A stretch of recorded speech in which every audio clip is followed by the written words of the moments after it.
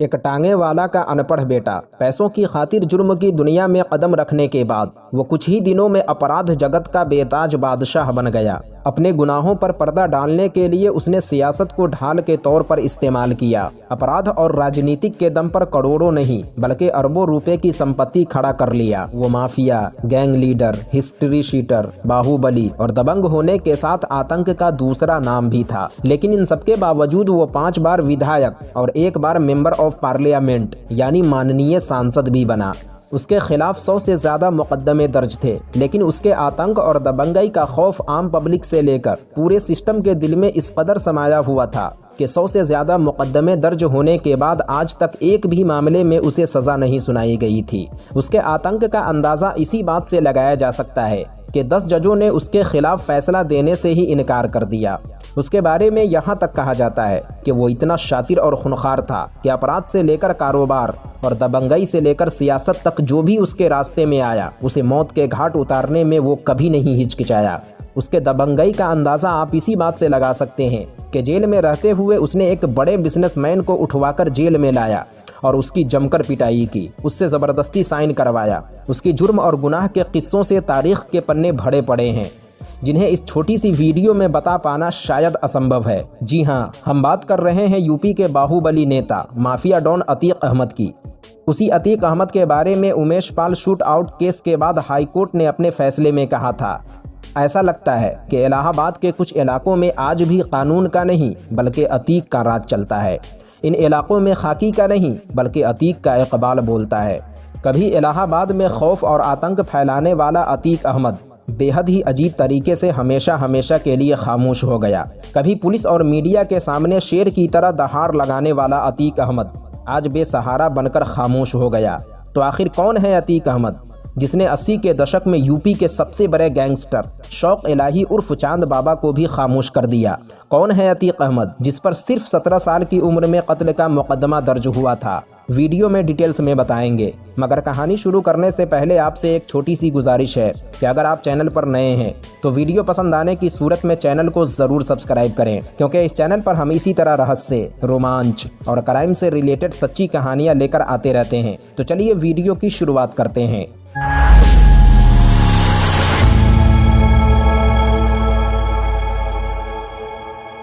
अस्सी का दशक 1962, आज का प्रयागराज तब का इलाहाबाद हुआ करता था, जो अपनी पवित्रता के लिए मशहूर था। लेकिन इससे हटकर इलाहाबाद में एक और दुनिया बसती थी और ये दुनिया थी अपराध की। इस पवित्र नगरी में चांद बाबा कुख्यात बदमाश का खौफ इस कदर फैला हुआ था कि लोग रात में घर से बाहर निकलने से भी डरते थे। चांद बाबा का आतंक पुलिस के लिए सर का दर्द बना हुआ था। दुबला और पतला सा दिखने वाला शौक इलाही उर्फ चांद बाबा देसी बम बनाने और फेंकने में मशहूर था। चांद बाबा का आतंक इस कदर फैला हुआ था कि पुलिस भी उसके मोहल्ले में जाने से डरती थी, क्योंकि मौका मिलने पर वो पुलिस वालों को भी पीट दिया करता था। साल 1962, इलाहाबाद के चकिया इलाके में फिरोज टांगे वाले के घर में बड़े बेटे के रूप में पैदा हुए एक लड़के का नाम रखा गया अतीक अहमद। पिता इलाहाबाद की सड़कों पर टांगा चलाकर बाल बच्चों का भरण पोषण करता था। अतीक के और भी भाई बहन पैदा हुए और परिवार बढ़ने लगा और साथ ही बढ़ने लगी गरीबी। जैसे जैसे अतीक अहमद बड़ा हुआ, घर की गरीबी उसके दिमाग पर असर डालने लगी और वो सपने देखने लगा अमीर बनने के। पिता ने बच्चों को जैसे तैसे पढ़ाई के लिए स्कूल भेजा, लेकिन अतीक का मन तो कहीं और था, इसलिए पढ़ाई में उसका मन कहाँ लगने वाला था। 10वीं क्लास में फेल होने के बाद वो जल्द से जल्द अमीर बनने के बारे में सोचने लगा। अतीक को जल्द से जल्द अमीर बनना था। 10वीं क्लास में फेल होने के बाद उसने पढ़ाई छोड़ दी और गुंडागर्दी में लग गया। अतीक ने चकिया के कुछ लड़कों के साथ मिलकर रेलवे से कोयले और कबाड़ चुराकर बेचना शुरू कर दिया, जिससे वो थोड़े मोड़े पैसे भी कमाने लगा और इस तरह चकिया में एक छोटा मोटा गैंग बनाकर खुद उसका सरदार बन गया। इस दरमियान उसने चोरी, छीना झपटी और दिन दहाड़े वसूली करना भी शुरू कर दिया। कई बार शिकायत दर्ज होने के बाद भी पुलिस का ध्यान अतीक की तरफ गया ही नहीं, क्योंकि उस वक्त पुलिस के लिए सबसे बड़ा आतंक चांद बाबा था। तभी 80 और 85 के दरमियान इलाहाबाद में एक मर्डर हुआ और पहली बार अतीक पर 302 यानी कत्ल का आरोप लगा और कत्ल के आरोप में पुलिस अतीक को ढूंढने लगी। तब पहली बार किसी ने अतीक से कहा कि वो चांद बाबा के पास चला जाए, क्योंकि चांद बाबा से पुलिस भी डरती है। पुलिस से बचने के लिए अतीक चांद बाबा के पास पहुंच गया। चांद बाबा ने भी अतीक का स्वागत कर उसे अपने गैंग में शामिल कर लिया और अब अतीक अहमद शहर के सबसे बड़े गुंडे चांद बाबा के लिए काम करने लगा। इसी दरमियान चांद बाबा नगर निगम के चुनाव में जीतने के बाद पार्षद बन गया। चुनाव जीतते ही शहर का सबसे बड़ा गुंडा होने के बावजूद भी पुलिस उसके आगे पीछे घूमने लगी और ये देखकर अतीक अहमद काफ़ी हैरान भी हुआ और उसने फैसला किया कि नहीं, गुंडागर्दी के साथ नेतागिरी भी करना ज़रूरी है और उसने चांद बाबा से कहा कि वो भी चुनाव लड़ेगा। इतना सुनते ही चांद बाबा आपे से बाहर हो गया और अतीक को डांट कर कहा कि तू मेरी बराबरी करेगा। कहते हैं कि अतीक अहमद ने उसी दिन फैसला किया कि वो नेता तो ज़रूर बनेगा, मगर चांद बाबा से अलग होकर। और फिर अतीक ने चांद बाबा की गैंग को छोड़ दिया। चांद बाबा के आतंक से शहर के दूसरे छोटे मोटे गुंडे भी परेशान थे। अतीक अहमद ने जैसे ही चांद बाबा के गैंग को छोड़ा, दूसरे छोटे मोटे गुंडे अतीक की गैंग में शामिल होने लगे और बड़ी ही तेजी से इलाहाबाद में चांद बाबा के अलावा भी एक नाम की गूंज सुनाई देने लगी और वो नाम था चकिया के टांगे वाले बेटे अतीक अहमद का। चांद बाबा गैंग से अक्सर अतीक गैंग के झगड़े की खबरें आने लगी। धीरे धीरे चांद बाबा का रुतबा कम और अतीक का कद बढ़ने लगा। अतीक और चांद बाबा के दरमियान झगड़े की खबर जब पुलिस को हुई तो पुलिस ने सोचा कि मौका अच्छा है, क्यों ना अतीक के जरिए चांद बाबा के आतंक को खत्म कर दिया जाए और अतीक अहमद को बाद में देख लेंगे। और फिर चांद बाबा को खत्म करने के लिए पुलिस अतीक अहमद को शह देने लगी। पुलिस का साथ मिलते ही इलाहाबाद के इस नए गैंगस्टर की नज़र इलाहाबाद तक ही सीमित नहीं रही, बल्कि ये तो पूरे राज्य में अपना आतंक फैलाने की सोचने लगा। पुलिस से शह मिलते ही उसने रंगदारी, किडनैपिंग, दिन दहाड़े वसूली और दूसरों की ज़मीनों पर कब्जा करने जैसे वो तमाम काम करने लगा। और देखते ही देखते कुछ सालों के अंदर ही अतीक अहमद चांद बाबा से भी बड़ा क्रिमिनल बन गया। अब पहली बार पुलिस को अपनी गलती का एहसास हुआ और अतीक अहमद को गिरफ्तार कर जेल भेज दिया। लेकिन तब तक अतीक अहमद गुंडागर्दी के साथ कई बड़े नेताओं के संपर्क में आ चुका था। इलाहाबाद के एक सांसद जो अतीक से बेहद करीब थे, जब अतीक की गिरफ्तारी के बारे में उन्हें पता चला तो उन्होंने फौरन दिल्ली में प्रधानमंत्री राजीव गांधी को फ़ोन किया और दिल्ली से लखनऊ और लखनऊ से इलाहाबाद फ़ोन आते ही अतीक अहमद रिहा हो गया। करीब 10 सालों में ही अपराध की दुनिया में अतीक ने बड़ा नाम कमा लिया। गरीब टांगे वाले के बेटे के पास अब पैसे की कोई कमी नहीं थी, लेकिन एक चीज़ जो अभी भी अतीक की पहुंच से दूर थी और वो थी सत्ता की पावर। 1989 तक अतीक का आतंक पूरे शहर में फैल चुका था। पुलिस भी अतीक अहमद के नाम से खौफ खाने लगी थी। कई बड़े बड़े नेताओं के साथ भी अतीक का उठना बैठना हो चुका था। इसीलिए अतीक अब अच्छी तरह समझ रहा था कि पैसे के अलावा अगर पावर भी चाहिए तो सियासत के शतरंज को खेलना ही होगा। 1989 में यूपी में एमएलए का चुनाव होने वाला था। छोटी सी उम्र में अतीक पर 80 से ज़्यादा हत्या की साजिश, रंगदारी और धोखाधड़ी जैसे कई मामले दर्ज हो चुके थे। इसीलिए कोई भी पार्टी उसे टिकट देने को तैयार नहीं थी। आखिर अतीक अहमद ने निर्दलीय उम्मीदवार के रूप में इलाहाबाद से पहला चुनाव लड़ा। इधर अतीक के गुरु और सबसे बड़े दुश्मन चांद बाबा ने भी चुनाव के लिए पर्चा भर दिया। चुनाव में तो कई उम्मीदवार खड़े थे, मगर असल टक्कर 2 बड़े क्रिमिनल के दरमियान था। चुनाव खत्म हुआ और रिजल्ट आने में अब सिर्फ 2 दिन बाकी थे। इसी दरमियान इलाहाबाद रोशनबाग चौराहे पर अतीक अहमद और चांद बाबा गैंग का सामना हुआ। पुरानी रंजिश तो थी ही, दोनों गैंग में गोलीबारी शुरू हो गई और लगभग कई घंटों तक हुई इस फायरिंग में चांद बाबा मारा गया। 2 दिन बाद रिजल्ट आया और अतीक अहमद चुनाव जीत चुका था। अब अतीक अहमद शहर का सबसे बड़ा गुंडा होने के साथ साथ नेता भी बन गया। विधायक बनने के बाद उसने जुल्म की आखिरी इंतहा को भी पार कर दिया। महंगी ज़मीनों पर कब्जा करना और सरकारी ठेके ज़बरदस्ती लेने जैसे वो तमाम काम खुल्लम खुल्ला करना शुरू कर दिया। अतीक अहमद ने पहले 3 बार तो निर्दलीय चुनाव लड़कर जीत हासिल किया। 1996 में समाजवादी पार्टी ने उसे टिकट दी और वो समाजवादी पार्टी के विधायक बने। कुल मिलाकर अतीक अहमद 5 बार विधायक बना।